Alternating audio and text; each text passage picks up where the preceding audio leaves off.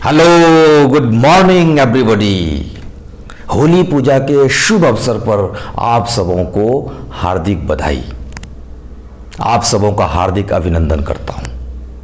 पिछले वीडियो में हमने देखा था कि होली का मतलब क्या होता है, होली हम क्यों मनाते हैं, किस चीज़ का प्रतीक है होली। हमने इंसिडेंस और सेलिब्रेशन की बात कही थी कि 2 दिन की ये होली होती है, एक दिन इंसिडेंस है और दूसरे दिन सेलिब्रेशन है। तो पिछले वीडियो में हमने बताया था कि भक्ति का माया पर जीत का प्रतीक ही होली है, और इस वीडियो में मैं बताऊंगा कि काम वासना पे जीत का प्रतीक ही होली है।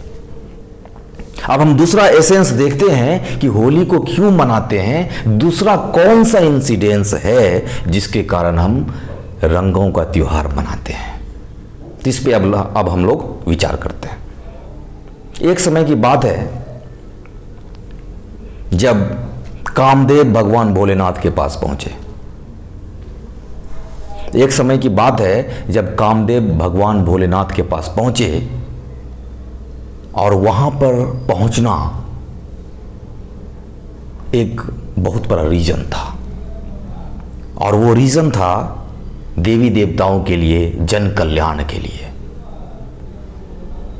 कि कामदेव को पुष्प बाणों की वर्षा करनी थी, क्योंकि काम को जगाना था भगवान भोलेनाथ के अंदर।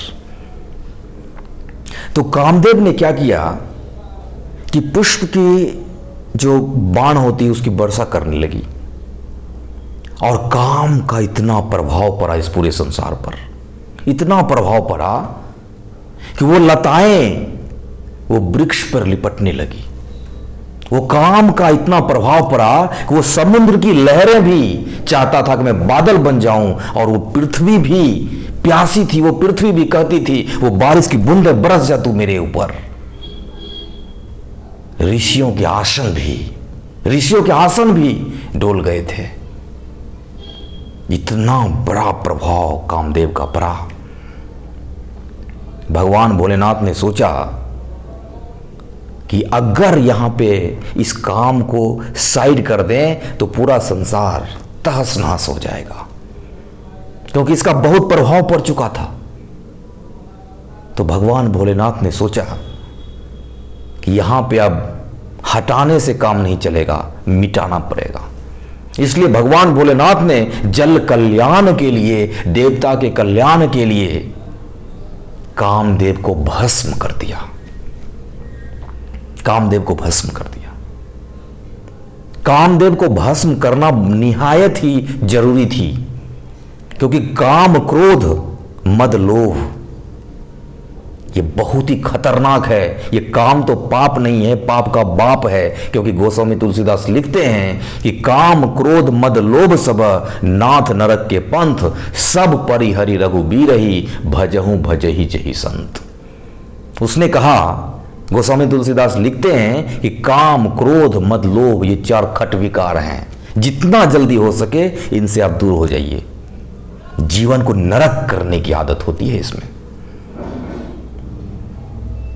और चूंकि जन कल्याण करना था, इसीलिए उसको भस्म किया। और भस्म करना इसलिए भी जरूरी था कि ये इतना बड़ा शत्रु है मानव के लिए। कितना बड़ा शत्रु ये हम देखें, कुछ हम लिखे हैं इसमें कि ये काम वासना, क्रोध, मद, लोभ ये कितना खतरनाक है हम लोगों के लिए। उसको मैं लिखा हूं कुछ पंक्ति में, आप लोगों को मैं सुनाना चाहता हूं। ये जो भी हम बात कर रहे हैं वो काम वासना को, क्रोध को, मद को, लोभ को मैं इंडिकेट कर रहा हूं। तो वो ये है कि औरों को कष्ट देना तेरी जो ये आदत है, औरों को कष्ट देना तेरी जो ये इबादत है, साफ साफ क्यों नहीं कहते, जीवन को नरक करना तेरी आदत है। ये काम, क्रोध, मद, लोभ के लिए है कि ये औरों को कष्ट देता है। औरों को कष्ट देना तेरी जो ये इबादत है, साफ साफ क्यों नहीं कहते, जीवन को नरक करना तेरी आदत है।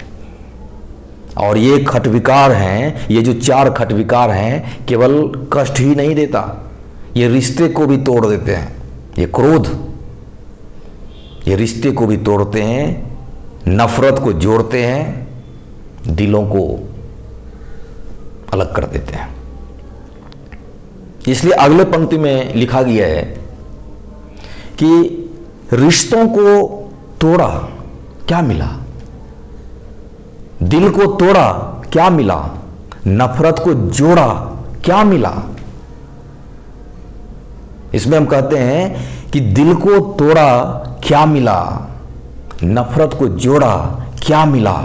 महफिल में बदनाम करने की तेरी जो ये चाहत है, साफ साफ क्यों नहीं कहते? जीवन का नरक करना तेरी आदत है। ये जीवन को नरक करता है।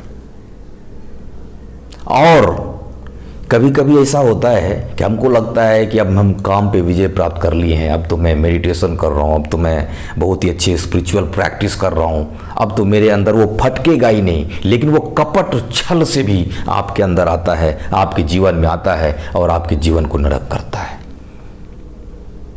कभी भी इन पे भरोसा ना करें, वो कपट से भी आता है।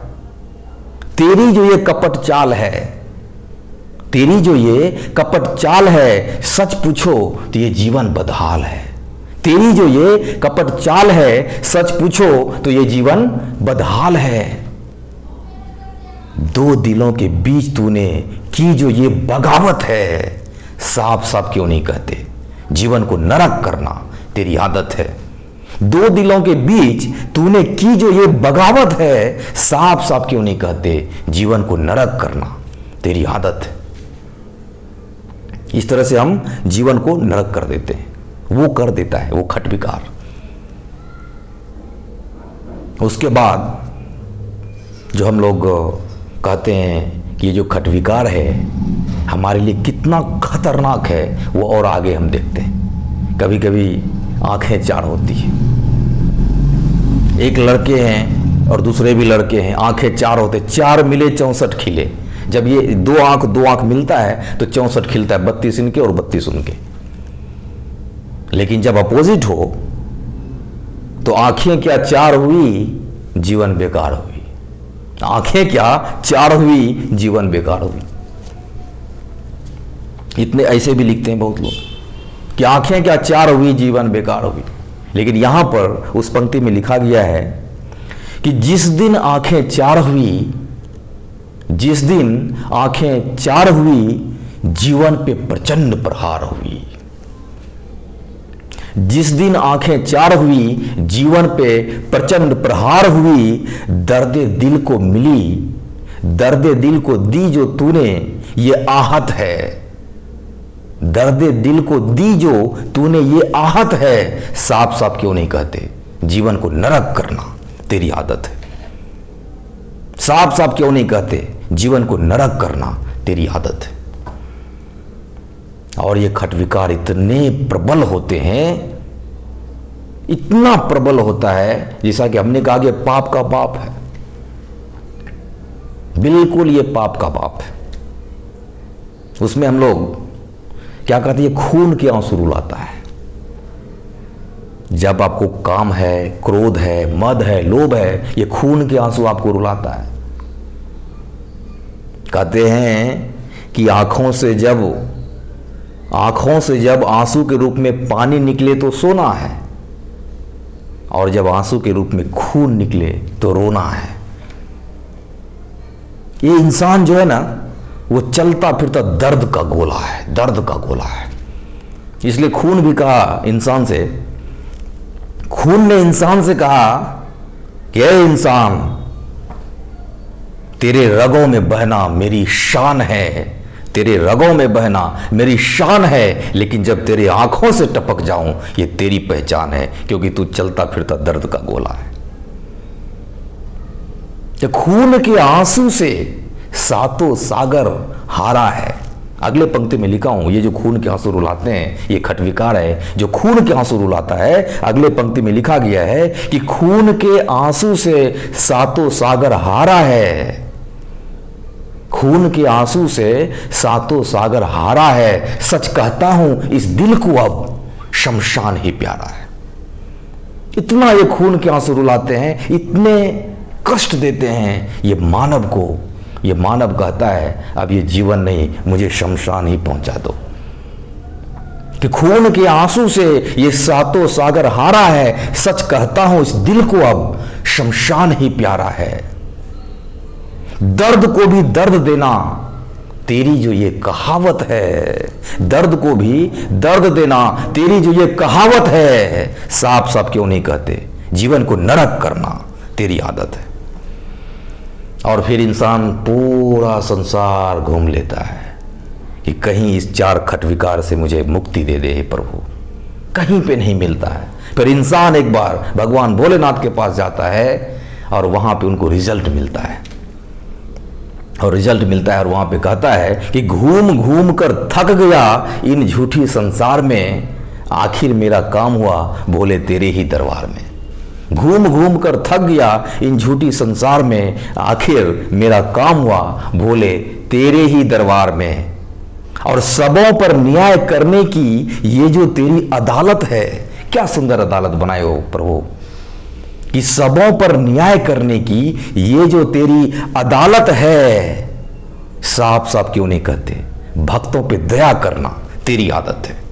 और वही भक्तों पर दया करना जो उनकी आदत है, भक्तों का कल्याण करना जो उनकी आदत है, लोगों का कल्याण करना जो उनकी आदत है, इसीलिए उसने कामदेव को भस्म कर दिया, देवताओं के कल्याण के लिए, लोगों के कल्याण के लिए। और जिस दिन देवताओं को भस्म किए थे, जिस दिन कामदेव को भस्म किया,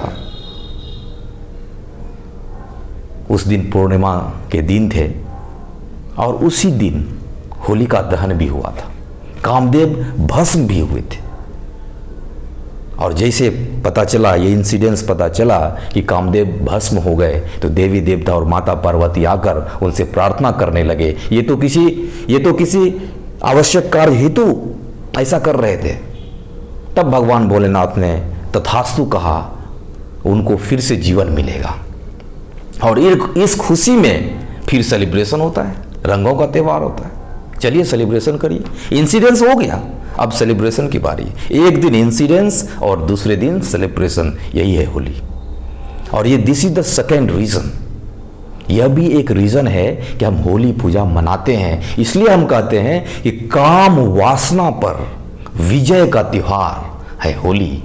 इसलिए होली हम लोग मनाएं, अपने अंतःकरण में उसको बसाएं और अपने खट विकार पर विजय प्राप्त करें, ताकि हम अपने जीवन को सबसे ऊंचे आयाम दे सकें।